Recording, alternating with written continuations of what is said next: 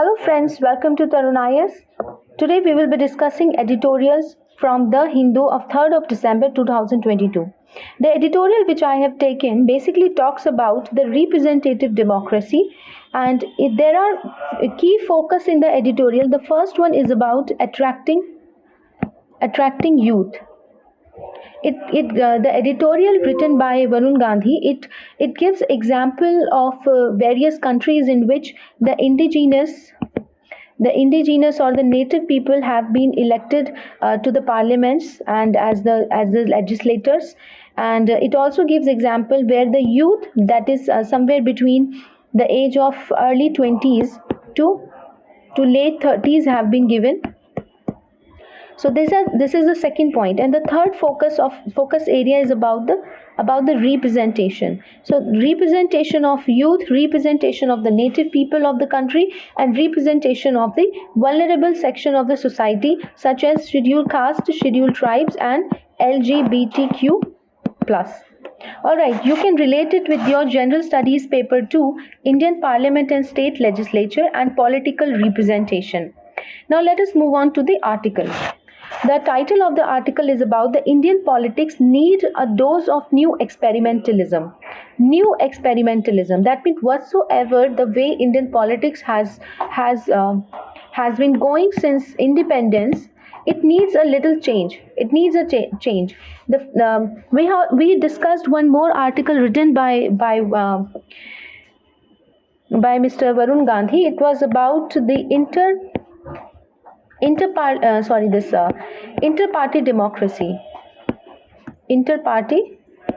democracy. So you can go to our channel and watch that editorial to understand more coherently about the representative democracy.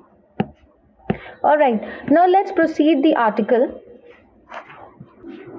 The recent context has been, and it is not that recent, but in early 2021, the Republican Deb Haaland, she became the first Native American cabinet secretary in the U.S. Department of the Interior. Now, you have to understand one thing about USA, that in USA, there are two kinds of population. The migrants are there. Right, and in migrants, two category of migrants: the European migrants who settled down there permanently, and the Black Americans who were brought to United States of America during the during the European colonial rule from Africa and other islands, other nearby islands such as Caribbean islands of Jamaica, etc., etc. Now, and also from the Latin America, which is called as the Hispanic population.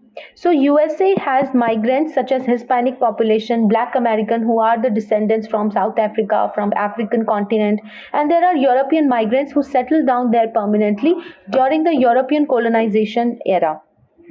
Now in USA there is a native population which consists of the indigenous people or indigenous tribes. For example, the Sioux Indian. So therefore this became quite a landmark event when Republican Deb Haaland, she became the first Native American cabinet secretary of the same department, which was infamous for the genocides of the Native American. And it currently now oversees 500 million acres of the public land, along with controlling the Bureau of Indian Affairs. Now this Bureau of Indian Affairs has no relation with India as a country, but Bureau of Indian Affairs means it means the bureau which overlooks the issues of the Native Americans, which are commonly, or in the common parlance, known as Red Indians, or they are called as Indians. After the event of Christopher Columbus not finding India but going to the Latin America and going to the regions like of Mexico, etc., and calling people there as Red Indians. So basically, the Bureau of Indian Affairs is responsible for the welfare of the 1.9 million Native Americans. That means the indigenous tribes of America. For example, the Sioux Indian, and there are other tribes also. You can Google it. So in some way, has come full circle with a change in a department that was set up to disenfranchise the Native Americans. Now, this is a landmark event because the same departments was responsible for disenfranchisement of the Native Americans, and now the same department is being headed by a Native American, that is Deb Haaland.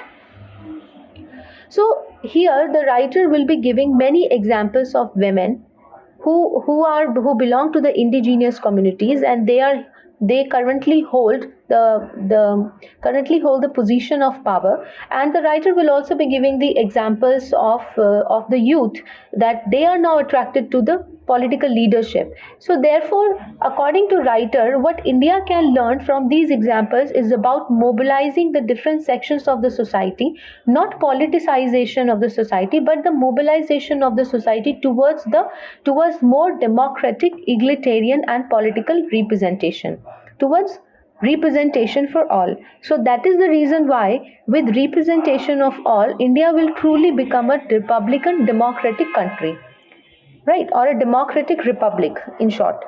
So on September 2022, this is the most recent event, the United States House of Representatives, it witnessed the swearing in of Republican Mary Peltola. This is Mary Peltola. She is a native Alaskan. Now, here is one thing that is to be noted. Alaska, the region of Alaska, which is one of the states of USA, was actually under the control of Russia. But Russia had to give it over to the USA for some reasons that you will study in your world history. However, currently Alaska is part of USA. And the native Alaskan, Mary Peltola, she became the member of the United States House of Representatives. Right. Now, the other democracies have also offered space to driven individuals to emerge as leaders from native tribes and indigenous movements.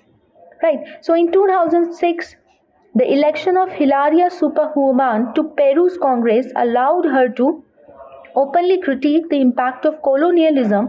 So, if we look at the Latin America, then the Spanish colonialism was full of cruelty and atrocities. Now, she basically has criticized the impact of colonialism on the native tribes in Peru and the Peruvian government's program to forcibly sterilize indigenous women, as well as push for preserving the native cultures in the Andes. So she has done two things. Hilaria Superhuman, this is her picture. This is Hilaria Superhuman. She is from Peru. She is from indigenous tribe of Peru. So she has done two things. The first thing is that she has criticized the colonialism and the impact of colonialism on the native tribes. She has also spoken about the government's program of forcible sterilization of the indigenous women, and she also talks about and raised her voice about preserving the native culture in Andes mountain, right? Similarly in Bolivia, which is also, these are examples from the Latin America. So similarly, Eva Morales, as the first indigenous president, was able to push for political autonomy for the indigenous groups in their ancestral territories. So this is Evo Morales. He became the first Bolivian president from the natives. Right. Now he speaks about the autonomy should be given to the native people. Now if I draw parallel between the Bolivia and India, then India also has given autonomy to Now India has also given autonomy to the scheduled tribes communities in their own homeland or in their own territory. That is the 6th and the 5th schedule. The 5th and 6th schedule of the Constitution gives them the autonomy by creating autonomous district councils. Is that right? And there are several other articles of the Constitution that speaks of preservation of the culture, preservation of the language or distinctiveness with respect to any section of the Indian society. Now let us talk about that the point that writer wants to raise to the mainstream. Now, who should be in the mainstream? The first thing that the writer notes is about the women president. Now, India has a women president who hails from a tribal community. Here, the writer is giving example of our president, Draupadi Murmu. She comes from the Santhal community, right?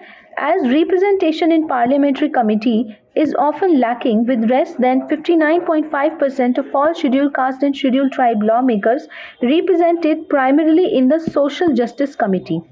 If we look at the current data with respect to the parliament representation, then as per the IPU, that is International Parliamentary Union, 14.44% of the total members of the Lok Sabha. So women constitute at present 14.44% of the total members. As of October 2021, the women they represented 10.5% of the total members of the parliament, and IPU global ranking. So as of October 2021, the women represents 10.5% of the total members of the parliament. According to the International Parliamentary Union, the global ranking of women's parliament presence from 117 after the 2014 election to 143 as of January 2020. Now let us see that what the writer wants to say with respect to the scheduled caste and scheduled tribe individuals as part of the leadership. Now, according to the writer, there are few political parties that have SC/ST individuals as part of their leadership. The anti-defection law, which was passed in the year 1985 under the Prime Ministership of late Rajiv Gandhi, with a further amendment, the Constitution 91st Amendment Act must be reviewed as it prevents the SC/ST lawmakers from speaking up in the parliament, particularly on the issue where the party stands differ from their individual choices. Now, if we speak of the anti-defection law, then in a way the writer wants to say the anti-defection law needs to be changed because it prevents dissent. All right, so it prevents dissent. So this dissent needs to be included in the anti-defection law so as to give individual its expression, its freedom of expression, freedom of speech and expression, right? So opportunities to highlight the injustice against their community, they are often rare, and they are linked to the lottery system for the 0 hour and the question and answer time. The participation of the scheduled tribe individuals remains largely symbolic.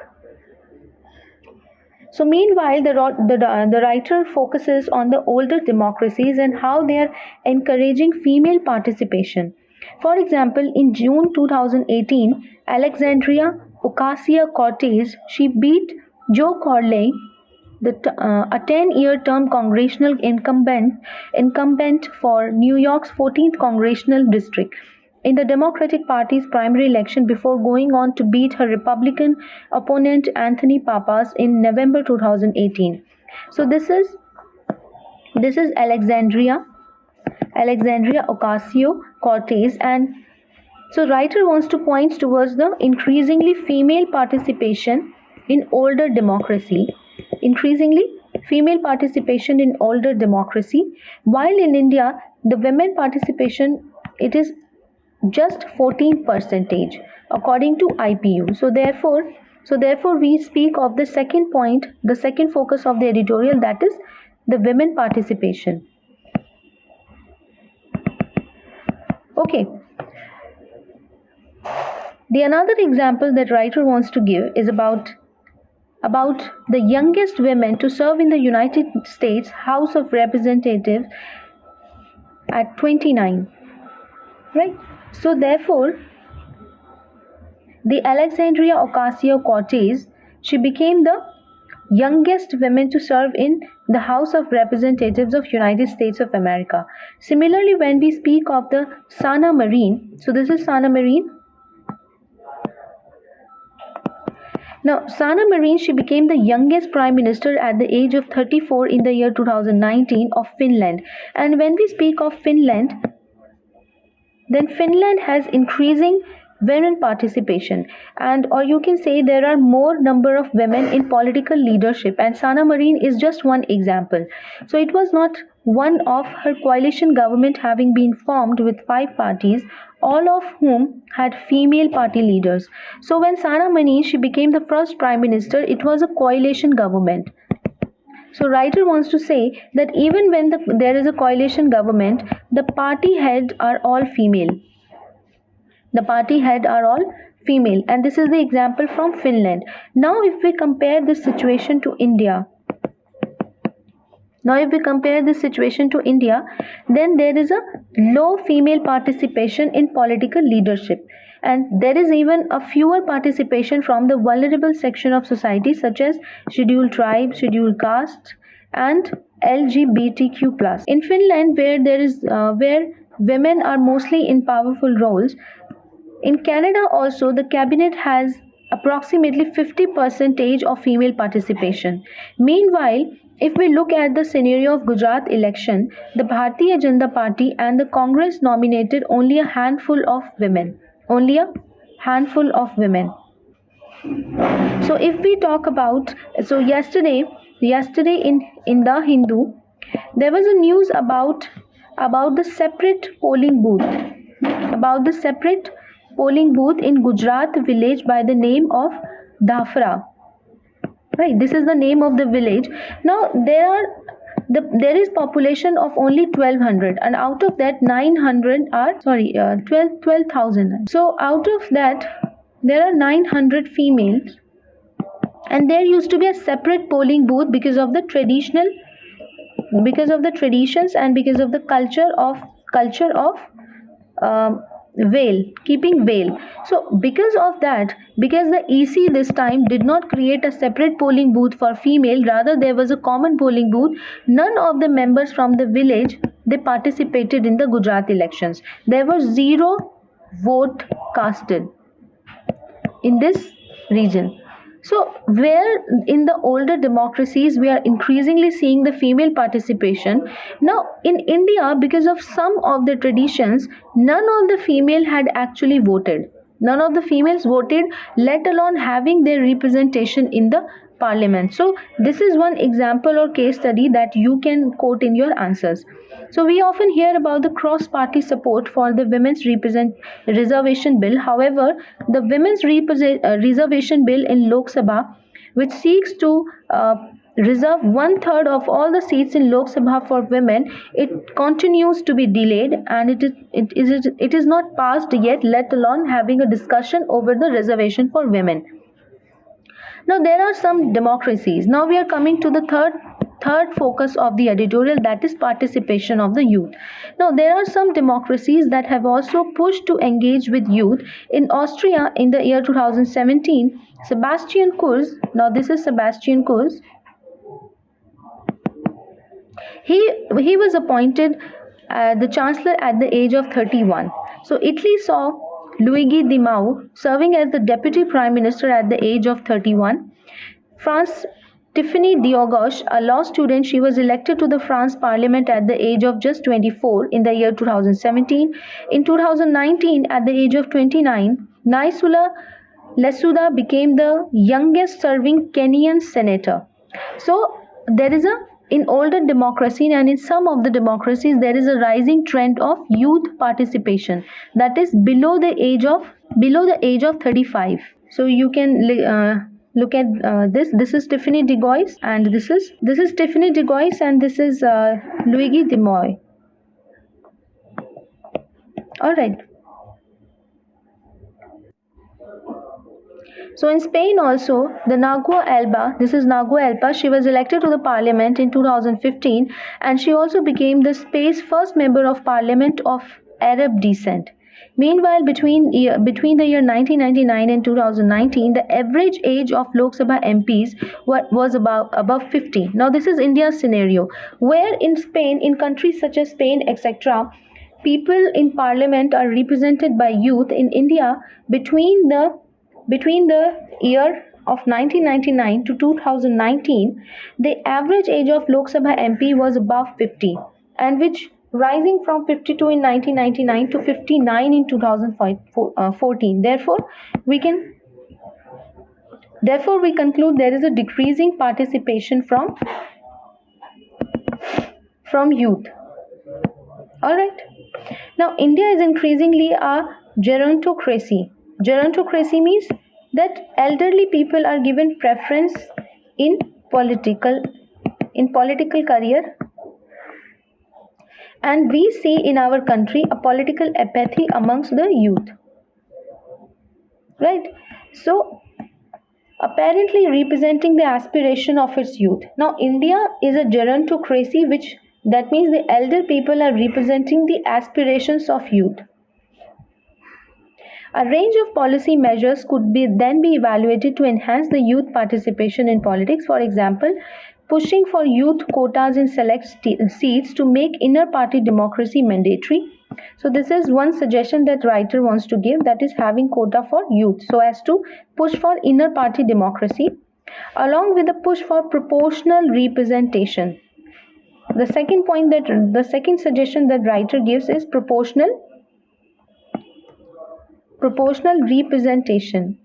And yet apathy prevails, prompting one to ask that why Indian citizen acquiesce in this. So the long established democracies have also created an encouraging environment in politics for the atypical individuals. For example, in Iceland, the Joanna Sigurðardóttir, the Leo Varadkar of Ireland, and Belgium, Elio Di Rupo. In Africa, South Africa, Tunisia, and Mauritius, they have all seen the LGBTQ plus individuals getting elected or even nominated to the positions such as the High Court judge, a provincial premier, or even a political party leader. Where in India, if we take example of India, then there are only few individuals who have risen to the position of being a candidate representing a constituency. For example, India has also seen small steps being taken in ensuring the political representation for the LGBTQ plus community. For example, there are examples such as the Shabnam Mausi and Madhu Bai Kinnar. But these examples are few, and with atypical sexual or gender orientation often considered as a career stopper in politics. The systematic disenfranchisement seems to be a routine in Indian politics, whereas in countries, for example, in Asia, that is Sri Lankan Member of Parliament Mangala Samaravira and Governor Niluka Ikanaika, they all belong to LGBTQ plus community. Right. So the writer has raised 3 points. The first is the women representation, which we discussed, and we tried to compare the older democracies and other democracies of the world with India. Then we saw the political representation of the youth, and we also discussed some of the major examples. And then we discussed the political representation of the vulnerable sections such as scheduled caste and scheduled tribe community, and also the LGBTQ plus community. And we also saw the small steps taken by India. Right, so this is Madhu Bai Kinnar. So in an ideal polity, the LGBTQ issues would be dealt with by the Department of Social Justice and Empowerment, along with the creation of employment support groups. Beyond this, the most mature democracies, they also see a greater diversity of ideology while offering representation to the different socio-economic groups such as trade unions, the farmers, libertarianism, a political philosophy that advocates for economic liberty. A small state with limited regulation has many adherents across democracies. For example, the Reason Party in Australia, the New Party in Brazil, the Dawn of Liberty Party in South Korea, and the Libertarian Party in United States. So the other things that are being focused by the writer is the ideology, which are also being represented in the parliament or in the political leadership. So writer has also given some of the example that economic libertarianism is also finding its place in political scenario. Similarly, green politics has also been embraced across the world. For example, there is Green Party in United States, the Alliance 90, the Greens in Germany. Despite being the largest democracy, most Indian political parties are typically center-left, and populist ideology is not a dividing factor. So ideology is typically not a dividing factor according to the writer, because ideology can be of any type. But here the writer wants to raise this issue that in India there are only center, left, right ideology. So ideologies such as liberalism or ideologies such as Green Party, which focuses mainly on the green issues, that is the climate and environmental related issues. So these ideologies are also not represented. So that is the reason why the writer has titled his article as Experimentalism. The Indian politics need new experimentalism. For example, the writer has given example of the Republican Party of India, which was established by Dr. B.R. Ambedkar in September 1956. Since then, it has shrunk. While less than 37.24% of the Indian MPs they claim to be agriculturalists, only 7.15% listed their occupation as farmers. This prompted the question that why there is so little parliamentary debate on issues that concerns the Indian farmers. Do we have adequate representation? Now, why representation is important? In order to raise issue, India is a parliamentary representative democracy. So in order to have the issues in the political discourse, we must have political representation, and this is the reason why every section of the society and every community that resides in India needs its representation in the parliament. A minor section of the parliamentarians cannot represent the viewpoint and issues of all the sections. So therefore, we need to have adequate representation. That is the reason why the writer suggested for the proportional representation. For example, the representation of the coastal fishing community, environmental issue, etc., etc. So Indian democracy seems to be stuck in a hard place, as the middle class and professionals, they have by and large seceded from the political parties. That means the middle class and the professionals, they show some political apathy, and they are disinterested. Basically, they are disinterested from partaking in political party or the representation or the complete process of representing themselves in parliament. There are some constraints such as nepotism. The background is needed, that in the pathway to political representation becomes a hurdle. So therefore the writer pushed for the new experimentalism in politics, greater representation and views from all sections of society. Without a push for greater diversity, India's democracy will remain stunted. So that's it for today. I hope you understood this article well about the political representation. And if you want to download the PDF of this session, you can go to the Telegram channel. The link will be given in the description below. Have a nice day.